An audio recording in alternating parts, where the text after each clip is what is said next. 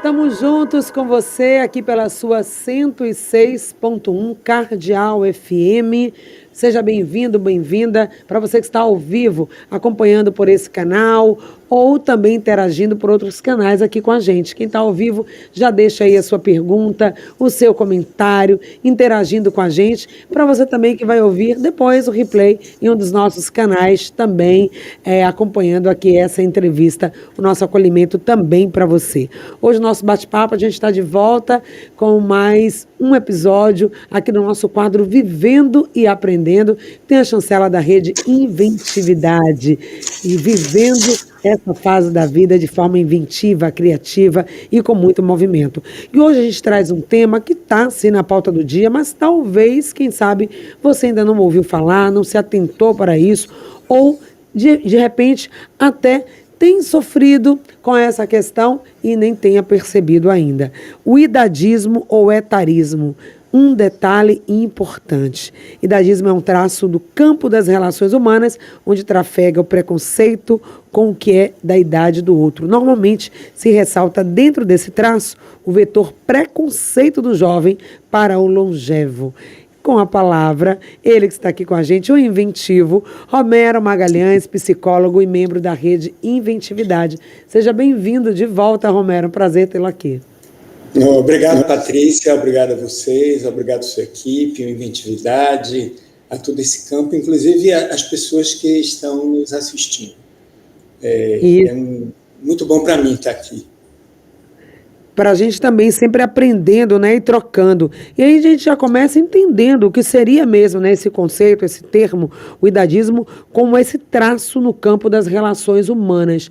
E hoje a gente tem visto mais esse traço, ele está mais forte, mais presente nas relações?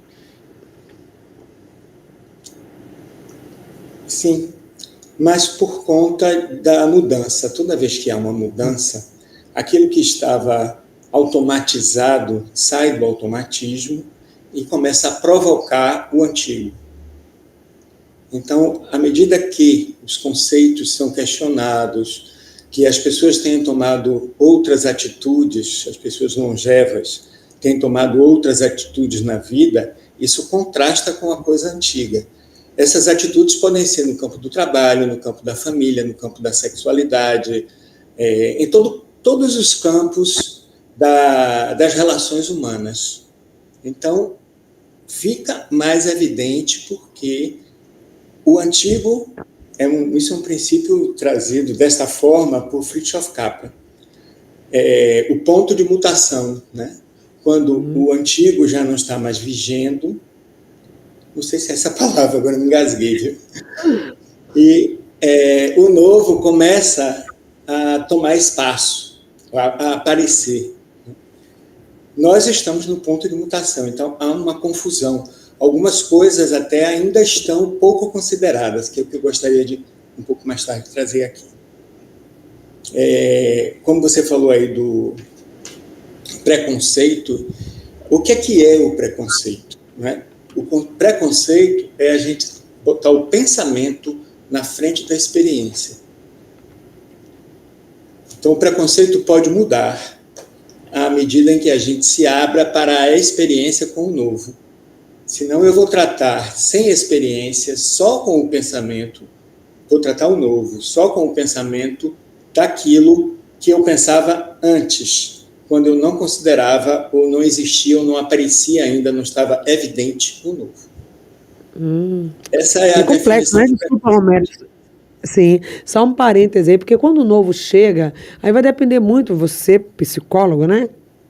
Aproveitando esse seu conhecimento, mas vai dizer muito como está o meu estado atual, né? Porque de repente eu posso entender esse novo como uma coisa ótima, boa, bacana, vai mudar, vou interagir e vou crescer, mas às vezes também esse novo pode aparecer como uma ameaça. Agora também quando esse novo chega desconsiderando, não reconhecendo o que já existia, né? Se colocando numa posição de mais importância, aquilo que ficou para trás, é o velho, né? Que, entre aspas, aquele conhecimento, aquele conteúdo, de não aproveitar também para integrar, aí também é um risco. Então, ou seja... Esse daí, o idadismo conceituado, né? O que está mais evidente é que a novidade empurra o velho, desqualifica o antigo para trás, né? E empurra para trás. Mas não é só isto. Existe essa forma rompante, que é uma forma competitiva, que é uma forma comparativa, competitiva e valorativa, ou seja, o meu é melhor que o seu. Mas isso também não se sustenta, porque isso não cria um campo de lugar para todos. É prejudicial. Tem uma particularidade do novo que ele surge como uma atitude rebelde, transgressora. Mas isso da transgressão ocorre em todas as idades, em todos os tempos. O grau de agressividade, de confrontamento que a gente apresenta à nossa transgressão é que pode gerar o atrito, provocar maior atrito, né? E eu queria conceituar transgressão diferente de contravenção. A transgressão é ir além do próprio limite. É um trabalho principalmente dentro da própria pessoa, que já recebeu o paradigma pronto, né? Que já recebeu a cultura pronta e dentro dela aquilo não se acomoda e ela transgride, ela transpõe aquele limite que está dentro dela. A contravenção é contra aquilo que está estabelecido no social, como lei. Como lei. Então, há um acordo de uma instância jurídica que estabelece leis e quem transpor estas leis tem a consequência de sanção. Sim.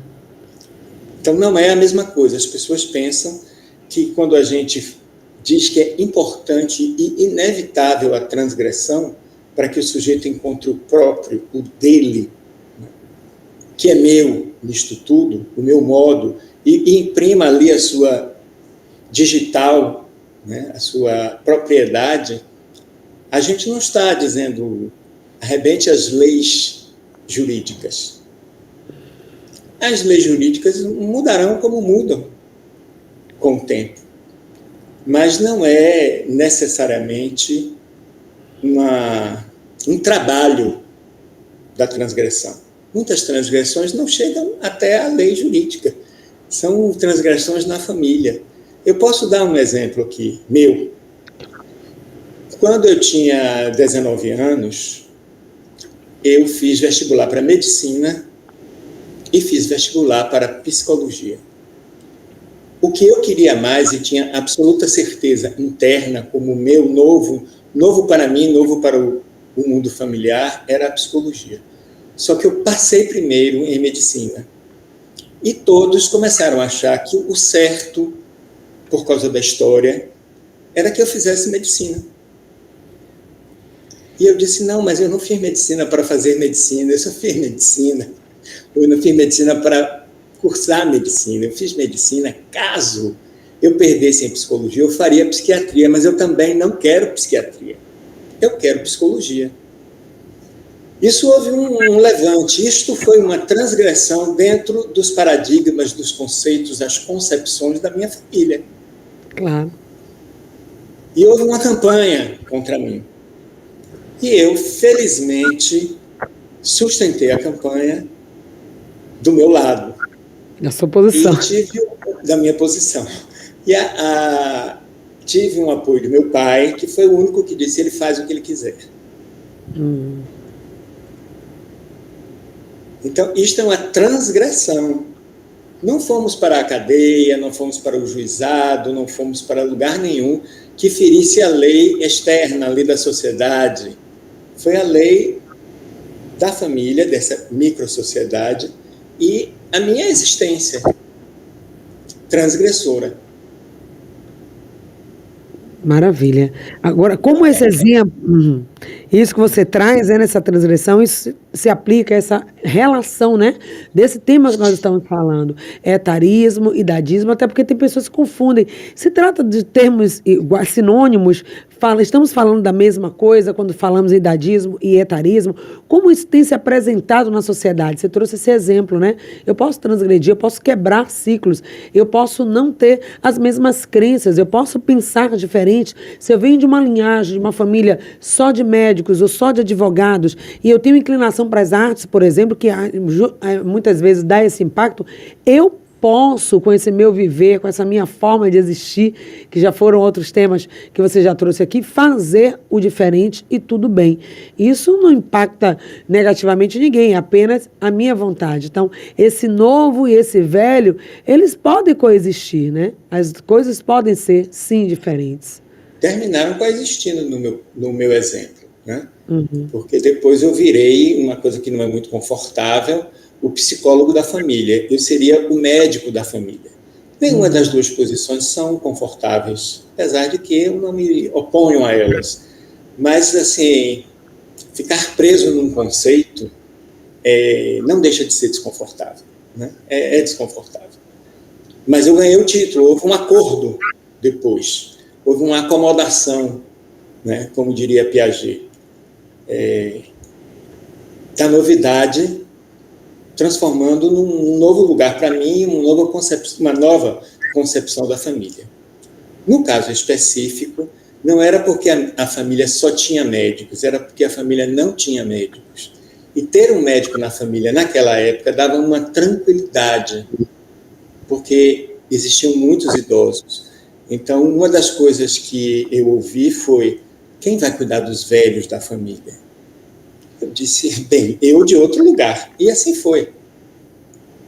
Porque eu administrei muitas coisas sem medicar ninguém, mas levava para internamento, trazia e tal. Então, essa coisa de ter uma posição que não era só para mim, mas uma posição a partir de mim no mundo, modificou e proporcionou um acordo dentro do contexto familiar.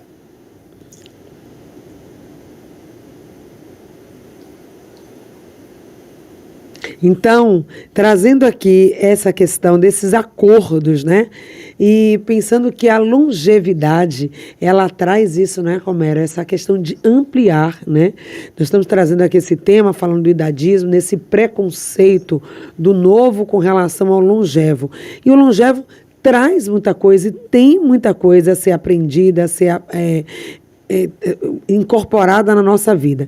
Então, esse olhar que não inclui esses saberes, que não inclui, que exclui, isso é bom, isso é ruim, não faz crescer, né? Não traz uma dinâmica nova para a sociedade. Então, de onde é que vem isso?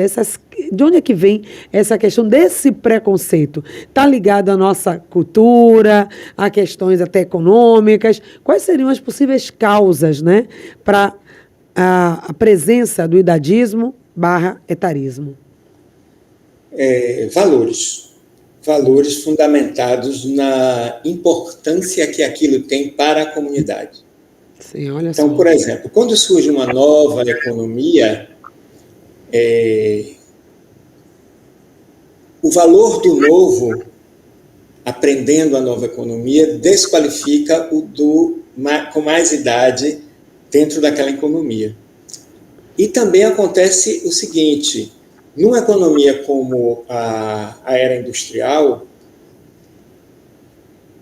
já é um idadismo desfavorável ao idoso, porque o idoso, vendo a partir do ser humano como máquina, o idoso é a máquina que estragou, a máquina que envelheceu.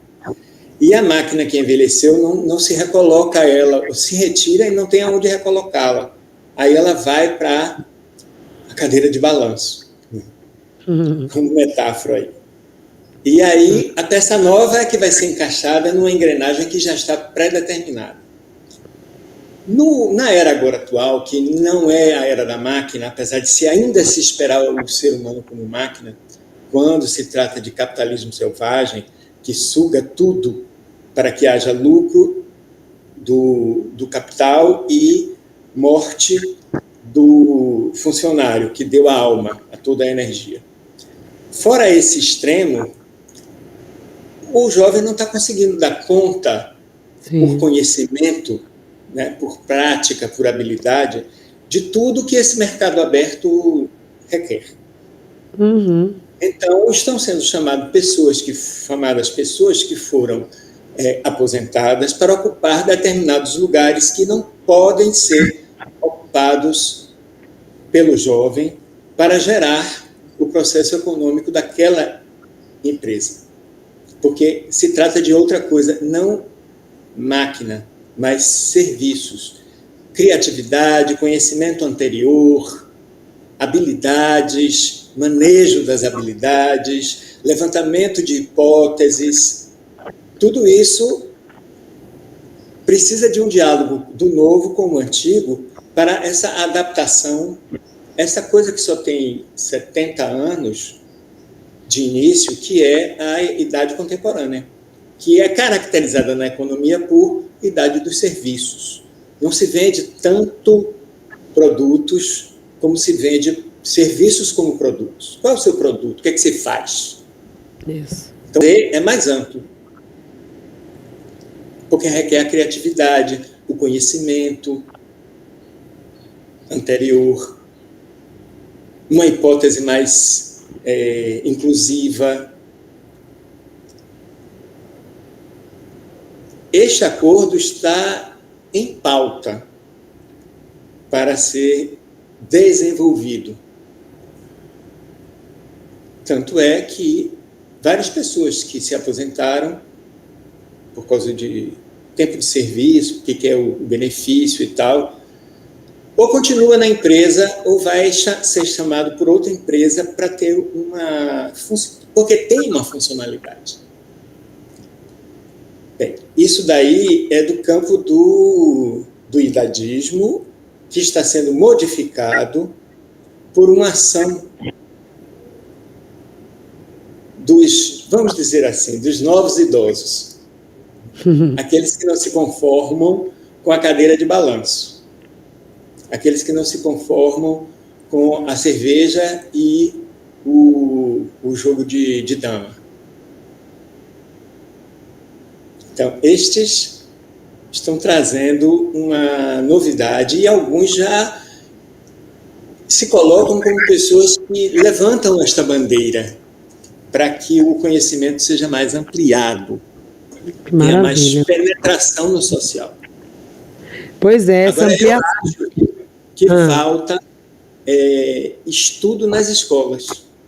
As escolas deviam ter uma matéria de relação com as idades.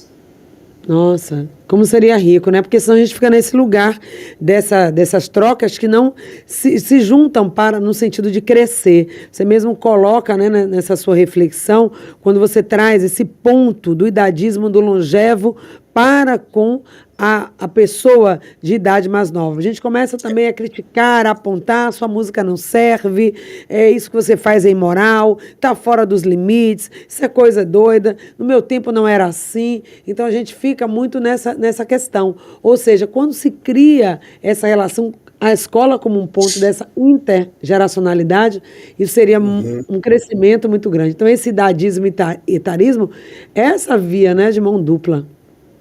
A gente sair da polaridade para a síntese, né?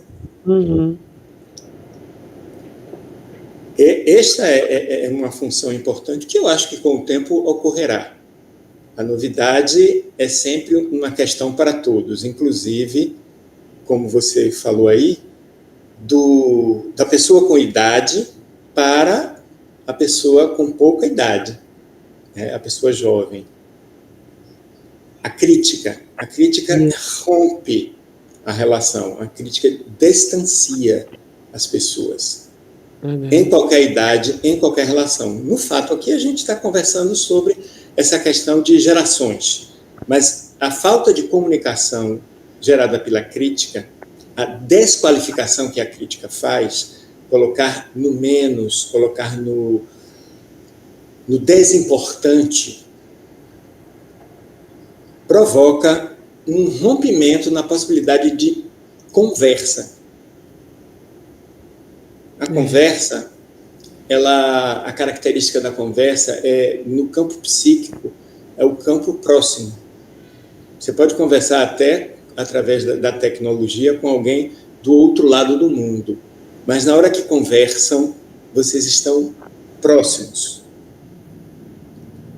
E aí eu faço essa comparação com o jogo do frescobol. Por quê?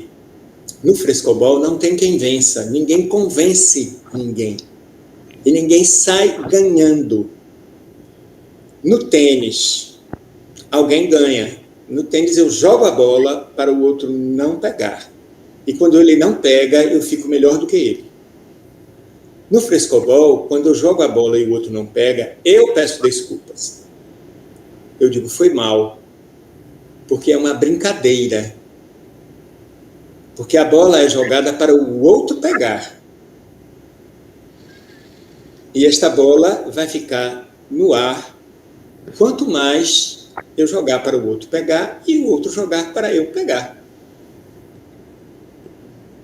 E o objetivo não é ela cair. Ela cair é uma contingência de uma inabilidade de quem jogou ou de quem a parou.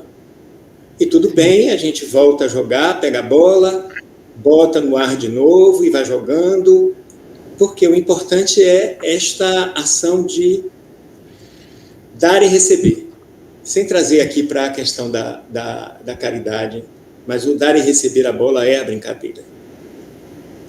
Como uma conversa. Uma conversa não tem fim, ela pode parar a qualquer momento e ninguém fica devendo nada. Depois a gente conversa. E o frescobol você não precisa saber jogar.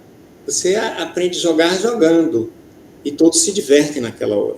E quem sabe mais, diminui o seu saber para alcançar o outro. Parece esse jogo, né, que você traz essa imagem e essa dinâmica do frescobol aplicada à nossa vida, o quanto que a gente poderia ganhar, né, se não tivesse vivendo nessa competição de quem perde ou ganha, de quem pode mais, de quem tem a melhor verdade, o melhor argumento, a melhor ideia, o melhor saber. Seria tão mais rica a convivência, mas infelizmente isso parece até de certa forma utópico, claro que é uma construção, e no próximo bloco você vai dizer como é que a gente constrói isso e como trazer esse ser inventivo e criativo a todo tempo, nessa perspectiva de construir relações melhores, comunicações melhores, que não tenha aí o ruído ou a paralisia da crítica, mas não é fácil, porque a gente vive também num mundo que o tempo todo estamos sendo estimulados a competir, a ser melhores, a ter melhor pontuação. Vivemos hoje no mundo, inclusive, das redes sociais, onde se traz isso. Toda hora a gente está se comparando, porque ser jovem, ser potente, ser dinâmico, ser criativo, isso é o que conta. A sociedade quer isso, estimula aquele que é multipotencial, que faz 10 coisas ao mesmo tempo, que trabalha com mais agilidade. E onde fica a pessoa idosa também nesse contexto e como valorizar, né? E estabelecer essa troca. Vou deixar aí essa pergunta no ar para que a gente possa voltar e falar mais do ser inventivo, já que estamos com o inventivo aqui da Rede Inventividade, que é muito importante também a gente trazer isso. E por que não, né? E por que não também? E como a gente pode se reinventar o tempo todo, se não tem essa novidade da idade, porque o tempo avançou, mas tem a novidade da mentalidade que não para, que não envelhece, que está o tempo todo podendo trazer o novo, independente da idade. Estamos aqui no Em Sintonia, de volta aqui com você, que está ligadinho na 106 FM, ao vivo, ou está acompanhando essa entrevista no nosso replay. Nosso tema é idadismo, etarismo, um detalhe importante que está sendo pontuado aqui pelo Romero Magalhães, psicólogo e membro da Rede Inventividade. No bloco anterior, estávamos falando dessa troca, desse diálogo e dessa conversa, né, que deve ser uma troca contínua dos saberes, dos entendimentos, e não ter esse preconceito, como poderíamos viver melhor. Quero trazer só o comentário aqui de quem já está participando com a gente, a Maria Isabel Vitória de Carvalho, inventiva aí da Rede Inventividade, que pontuou isso, tá, Romero? Que o Estatuto da Pessoa Idosa prevê a educação para o envelhecimento. Precisamos aprender a envelhecer e a lidar com esse antigo e a interagir também com esse novo. E a Jane também mandando aqui um abraço para todos nós. É importante a pessoa longeva surfar nessa onda, né? Inclusive da mentoria, que é passar o seu conhecimento, o seu saber para quem está chegando, porque não é só o saber técnico, mas o saber da experiência. Mas vamos voltar aqui. Obrigado aí, Patrícia, as meninas. Sim, comente aí e traga também que a gente falou da dificuldade, né? De como lidar com essas verdades no mundo tão competitivo, mas fazer essa troca ali, né, que você trouxe na sua fala. O que interrompe a troca é o congelamento do pensamento. Quando você se fixa num pensamento e pensa que sabe, esse é um problema. Por isso que eu coloco sempre, pense sobre o que pensa, ou seja, reflita. Saia do congelamento de que eu sei. Então, por exemplo, o jovem que faz a faculdade acha que sabe. O idoso que teve a experiência acha que sabe. E nenhum dos dois abre o espaço para a novidade. O que é que você traz para mim? E o que é que você já tem aí que eu não sei? Né? Isto estabelece a possibilidade de conversa, e o resultado da conversa é a aprendizagem, não é a decoreba. Né? A gente não decora na conversa. Então, o congelamento do pensamento em cima do que? Penso que sei. Diferente daquela história, tudo que sei é que não sei. Né? É isso que eu sei. Sei que está tudo em aberto e que vamos adiante para saber mais. Para modificar o saber. Né? Existe uma ilusão também da economia que faz isto, que pensa que o novo vai pensar melhor. Não é isso que tem acontecido.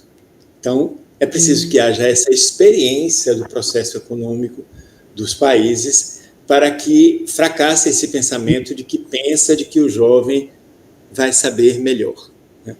Agora, eu queria focar também que isso não se dá só da economia e do jovem para com o longevo. O longevo também pensa que pensa. E aí também quebra a possibilidade de comunicação, com aquelas coisas que você falou das críticas. A crítica é uma forma de quebrar a comunicação, porque coloca o outro em que lugar? No menos. Coloca o outro no lugar do menos, quando eu digo que o que você faz, o que você gosta, o que você sabe, não é bom, não presta, e o que eu sei é melhor. É sempre essa questão da comparação. A comparação, segundo Krishnamurti, um filósofo indiano, leva ao conflito. E o conflito não leva à solução. Se você não pergunta, não coloca ele num campo maior, em que você inclui um lado e o outro. Porque se ficar aqui no lado ativo-reativo do conflito, não tem solução nenhuma. Existem guerras durante o tempo todo da humanidade por isto. E existem guerras entre vizinhos, entre casais, entre pais e filhos, porque estão sempre se comparando. É essa coisa, né? Eu certo, você errado, eu com razão, você sem razão, eu sei a verdade, você é o ignorante, eu tenho o poder, você é o impotente, o incompetente, eu tenho a experiência, você não sabe de nada. E aí, quando se coloca nisso, não se constrói. Você falou aí desses conflitos que muitas vezes, né, vão às vias de fato, ou às vezes o isolamento, aquela paz que, na verdade, veio de um silenciamento, que se eu não sou entendida, se ninguém me dá valor, eu também me calo, eu também me afasto. Também pode acontecer. Então, ninguém ganha. Não tem aí ganha-ganha, aquilo que você falou do frescobol, né? Do frescobolizar nas nossas relações, que é o troca-troca. O verbo aí que eu inventei. Vai e vem, vai e vem. Como seria bacana isso? Eu converso, eu troco, mas tudo bem, eu tenho minhas opiniões, minhas crenças, mas estou aberto a entender, a aprender. Quando a gente é ensinável com essa possibilidade de troca, o ganho é muito maior, mas não é geralmente, normalmente, o que a gente tem visto nas relações até familiares, o isolamento, o não converso com ele porque já ficou para trás e eu estou para frente, ou porque as coisas de agora não fazem nenhum sentido no meu mundo que eu trago lá de trás. E como é que a gente rompe isso e vai para essa troca amorosa e É entrar criativa? na relação com a ignorância de ambos. Hum, O que seria, digamos assim, de uma maneira filosófica, talvez, ou moral, dizer assim, entrar nas relações com a humildade e não com a inflação do ego. Entrar com o não saber. Tudo que sei é que não sei. E aí, o que é que você pensa sobre isso? A pessoa diz, eu concordo com umas coisas, não concordo com outras, mas saio dali com algo mais dentro de mim. E o outro também. Então, a possibilidade de haver uma conversa é entrar na conversa com o não saber, com a ignorância. Porque o contrário disso é, eu sei alguma coisa e vou convencer o outro. É o que pensam, inclusive, que é o papel do psicólogo. Botei meu filho, eu fui para psicólogo, mandei minha esposa para o meu marido, para a psicologia, para o psicólogo convencer de que ele está errado, que esse outro está errado. E não é assim, a psicologia é para refletir sobre o que pensa e ver que depois da reflexão, o que é que muda, que caminho tomar. Então, quando eu vou para convencer, não vou para ganhar, não vou para trocar. Isso aí é fundamental, esta posição de superioridade no engano de que eu sei. Nossa, pois é. Quando que a gente se afasta, a gente deixa de ganhar exatamente quando fecha essas possibilidades, porque eu já venho com o meu saber pronto, estabelecido, sem possibilidade de troca, de abertura, eu sei e ponto, e essa troca não acontece. Aí você fala desse espaço próximo, né, que se dá quando se desfaz esse preconceito. Eu diminuo meu preconceito, baixo as barreiras de que o outro não tem nada para me oferecer, me abro e aí a mágica acontece dessa troca, né? E como que a gente pode trazer isso para as nossas relações? E você trouxe isso lindamente quando eu venho num lugar de esvaziamento, de que eu não sei nada. Outro dia eu ouvi um comentário, inclusive, sobre isso, que não lembro exatamente qual era o contexto, mas, enfim, essa pessoa sabia pilotar aviões, né, muito bem, já tinha muito tempo de piloto de avião, mas ele queria ter agora, por uma necessidade de locomoção, a capacidade também de pilotar um helicóptero. Ele queria ter o próprio helicóptero, uma pessoa, né, que tem condição, viaja o mundo todo dando palestras, e quando ele entrou para aprender esse novo trabalho, essa nova... Ele veio com todas as informações do piloto de grandes aeronaves. E não dava certo, porque o instrutor estava ali aprendendo, ele queria trazer. Aí ele próprio disse, olha, isso não está dando certo, respirou e falou, amanhã vai dar certo. Essa aula de hoje não deu certo, a segunda aula não deu certo, a terceira ele já estava para desistir a andar de helicóptero, a pilotar helicóptero. Depois ele disse, bom, a chave pode ser, eu vou entrar amanhã como aquele aluno que não sabe nada. Eu não sei nada. E eu venho realmente vazio para aprender. E aí aconteceu, aprendeu e está hoje. Só assim que pode acontecer uma conversa. Pois é. Você quer ver uma coisa que atrapalha? O jovem pensar que o idoso está ultrapassado. Que o que ele sabe não presta. E o idoso longevo pensar que o jovem não sabe nada. Que quem sabe é ele porque tem experiência. Isso não estabelece conversa. Porque eu estou botando o menos, o vazio no outro. Para eu conversar, eu tenho que estar com o vazio em mim. Sim. Eu não sei o que você sabe. E aí? O que é que você sabe sobre isso? Eu sei assim, assim. Realmente, essa parte pode ser interessante. Agora, eu queria dizer uma outra parte também, que existe mais isto, isto e isto. Aí o outro dizer, bem, realmente, você tem uma razão nisto. E aí surge uma terceira, uma quarta, uma quinta ideia, oposição, e, na verdade, um terceiro, quarto, quinto conhecimento. Então, o que eu quis trazer hoje é que a gente sempre foca apesar a cultura e a economia e a posição do jovem contra o longevo, mas existe também no longevo esta configuração congelada de que sei mais, que o seu é menos. Verdade. Então, se Então, isso assim, parte de um lado só, vem o conflito, mas parte dos dois, aí vem a impossibilidade da conversa, né? possibilidade. E, para que haja uma conversa, todos dois, o que atravessa a nossa existência é o vazio. Para entrar na conversa, todos têm que estar vazios, senão não tem conversa.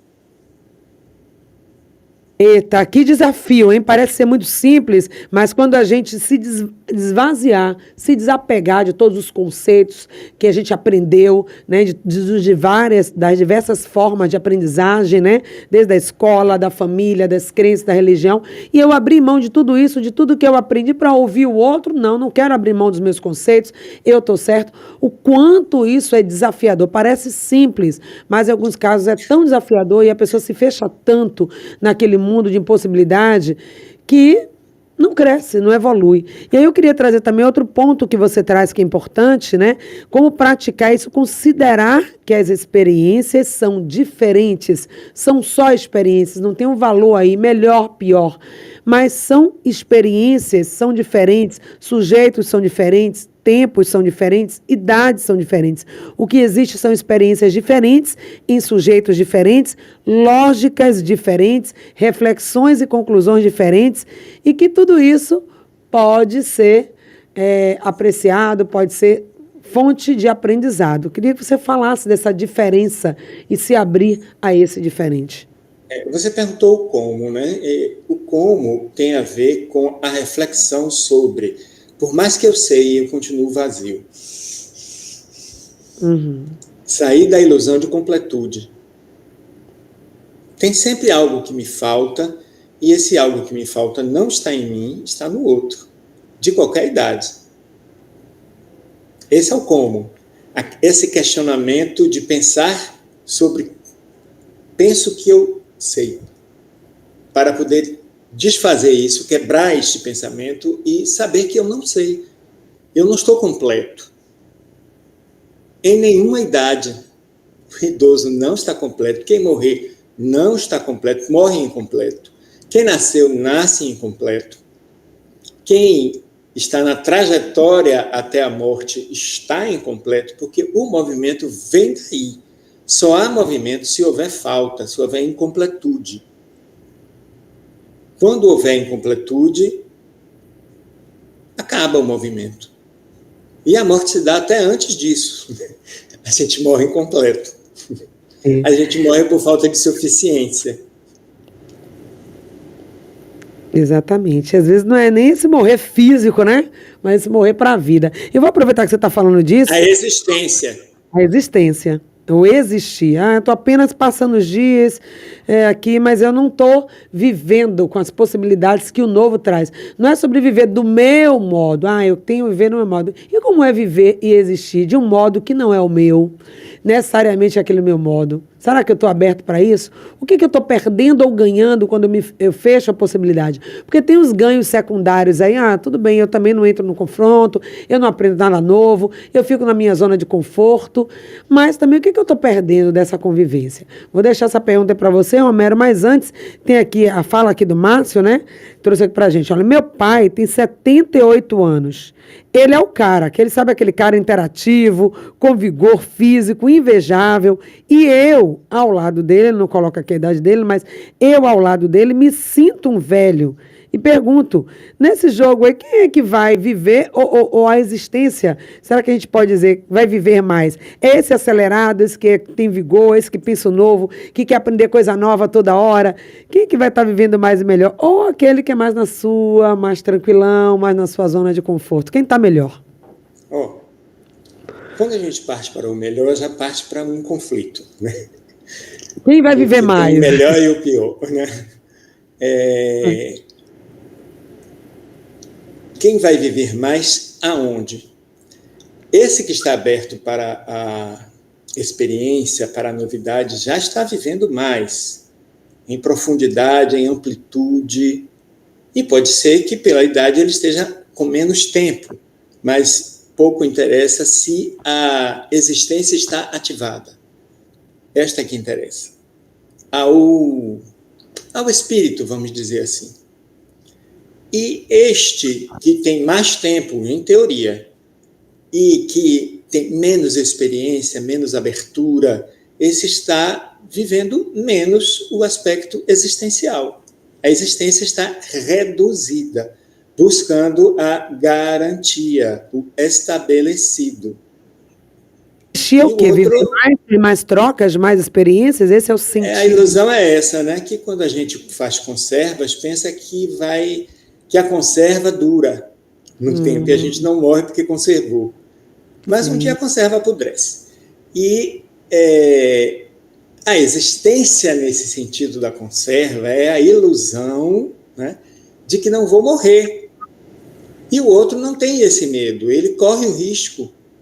Porque a experiência é risco, novidade é risco. Não está nada estabelecido, não está nada garantido, a ciência não comprovou, né, que é outra ilusão, mas ainda vale para a sociedade. A diferença dos dois é essa, é existencial. Até o tempo é relativo. Aquele que conserva pensa que vai viver mais, mas existe a contingência. A contingência vem e retira o garantido. Eu daria assim uma sugestão, né? Aprenda com seu pai. Aprenda com esse pai. Mas se tá bom para mim ser assim, por que eu tenho que aprender com ele? Só porque a existência me diz isso? Quando descobrir que está enganado, aí pode mudar, né? Porque esse é um engano de que eu estou garantido. A garantia é muito pequena em relação ao risco. Por que você faz assim? Porque eu gosto. Atrás desse eu gosto, né? Tem muita coisa. Tem umas histórias aí. É diferente de sorvete, né? Por que você toma sorvete? Porque eu gosto. Não tem explicação, é sabor puro. Agora, quando é modo de viver que se repete, que se bate com a realidade concreta, que conflitua com a realidade concreta, e você faz esta pergunta e a pessoa dá esta resposta, né? Tem coisas por trás aí silenciadas. Minha gente, vamos profundo aqui agora, né? No sentido de, talvez a gente tenha colocando coisas que realmente levem as pessoas a pensar, refletir sobre a minha existência, como eu estou vivendo o meu mundo e como é que pode ser o diferente, que é a minha próxima pergunta, já para a gente ir para as considerações finais. Mas trazer aqui o comentário da Jane. Essa consciência da incompletude realmente favorece as relações e aprendizagens. Ficou claro aí o comentário da Jane Carvalho. A consciência da incompletude, né? Não está nada completo, não tem nada fechado. E saber isso é viver a realidade, a verdade verdadeira, e não é ilusão de que está tudo garantido, que meu saber é o que importa, que é isso que eu sei, que é assim, e que está bom do jeito que está, deixa eu ficar aqui tranquilo na minha, não quero novas experiências, não me arrisco, não experimento, não invento, não crio, e assim vou vivendo a minha vida, e está bom do jeito que está. Até que ponto isso é verdade ou aí muito medo, muito não permitir, né? Aquele não se permitir ir além. Há esses contratos, inclusive familiares, que você falou quando deu exemplo de ser psicólogo ou ser médico. Que contratos eu assinei com as pessoas que eu convivo, com laços afetivos e que não me permite de viver o diferente, de trazer o novo. Então, são questões. Como é que eu estou vivendo a minha vida? Eu estou vivendo, eu estou existindo? E será que eu posso quebrar isso? A partir do momento que eu tenho consciência, eu até tenho consciência que queria fazer diferente, mas cadê a coragem? Me falta a coragem para romper e fazer o diferente, porque junto com a coragem vem o preconceito para falar o que é isso, né? E agora está achando que é o quê? Será que pode andar com batom vermelho, né, em relação ao idoso? E ao jovem, o que você pensa que é? Você nem saiu das fraldas ainda e já acha que sabe mais do que eu? Então, a coragem para romper e fazer o novo implica em bancar, como você bancou as decisões. E como que a gente lida com isso? Com a pessoa que quer, já entendeu, já refletiu, deseja mudar, mas teme o julgamento que vem dessa atitude disruptiva. A pergunta, Patrícia, que a pessoa pode se fazer é qual é o preço que eu pago? Porque no meu caso, que você trouxe agora, né, de novo, eu sabia que eu ia pagar um preço, só não sabia enquanto experiência. E a trajetória de viver financeiramente a partir da profissão de psicólogo e produzir a minha existência a partir daí, foi um preço caro. Foi um preço alto. Como diz Djavan, só eu sei das esquinas porque passei. Então não é agora é o preço que eu quis pagar, é o preço que eu pagaria de novo. E cada um vai saber, né? Essa dor, essa delícia, né? De ser, exatamente, trazendo aqui também, parafraseando o seu que é. Então, até que ponto eu banco? E aí vem para a questão da psicologia também, da formação, autoconhecimento, que é o que eu tenho de repertório interno que vai sustentar isso. Né? Ninguém aqui está dizendo, seja disruptivo, faça um novo, viva um novo, diferente, se abra. Se eu não tenho também suporte emocional para lidar com isso. Mas repare, dom e habilidade. Né? O dom é esse que provoca a gente para trazer a novidade mais interna para o mundo. As habilidades são aqueles recursos que a gente aprende e apreende para levar o dom adiante. Então é preciso buscar os recursos se você quer apostar no dom. Eu não abri um consultório aos 19 anos e pronto. Fazer a escola, os cursos de formação, as sociedades, todo um processo aí de construção também de habilidades. Quem não quiser ter trabalho nenhum, fecha a existência e fica na sobrevivência. Nossa. Exatamente. É sobre isso. E vamos então lá, esse frescobol que você trouxe, né? É o frescobol existencial, né? Do brincar. Como mensagem final, como reflexão sobre tudo isso que foi dito lindamente aqui, coisas muito profundas, né? Tanto desse preconceito da pessoa longeva com o mais novo e do mais novo também com o longevo. E esse convite que a gente fez aqui a parar e pensar sobre isso. O que a gente está ganhando com isso? O que de bom tem nisso? Como é que eu posso melhorar? Como é que pode melhorar e fazer o diferente? Então, pegando aí essa ideia do frescobol existencial, o que é que você queria deixar de mensagem para a gente? Eu escrevi aqui em algum lugar que eu já perdi, porque eu tenho TDA, mas eu me lembro. Essa coisa do frescobol como proposta existencial. Né? Quando uma pessoa é convidada para jogar frescobol e ela diz para o que convida, eu não sei jogar, essa pessoa diz para ela, não tem problema, é só uma brincadeira. Isto é existencial. Isso não desfaz o lado sério da vida. Tem horas que tem o desafio, mas levar o desafio como um frescobol é só uma brincadeira, tem este sabor de brincadeira. Isso nos dá saúde mental, isso nos dá saúde existencial, isso nos dá possibilidade aberta de comunicação, de bem-estar, de participação no social, que, como você já disse aí, é difícil, mas é este o caminho mais fluido que a gente pode tomar. Sim. Talvez seja a melhor decisão. A gente também colocou aqui, a pessoa longeva, hoje ela vem atendendo a um chamado, a uma reflexão sobre suas escolhas. Essa pessoa longeva, botaria até pessoa de modo geral, gente, também o jovem, né, o maduro, a essa reflexão sobre suas escolhas, sobre o seu existir. Será que a gente está fomentando e promovendo isso, Romero? O que é que você tem visto? Essa é a novidade, né? Porque quando a gente pensa que sabe, fecha a reflexão. Duvidar do que sabe. É isso que leva à reflexão. Perguntar. Perguntar sobre o que sabe. Perguntar sobre o que pensa é que leva à reflexão. É botar um pensamento sobre outro. Para tirar o status da certeza, da absolutice, sei lá, do absoluto. Do completo, né? A gente falava, essa consciência de incompletude é o que favorece as relações e os aprendizados. Se eu ainda tenho que aprender, se eu não estou completo, eu vou buscar, eu vou querer aprender. Mas se eu estou completo, já estou pleno, né? Já sei tudo, já aprendi tudo, acabou, esgotou. É o que me move. Tem um livro aqui, A Parte que Falta, que é um livro que aparentemente é um livro para criança, mas é um livro para qualquer idade. É muito interessante, porque fala justamente disso, do movimento que é gerado pelo incompleto. Quando se completa, não há movimento. Neste mundo aqui quadridimensional.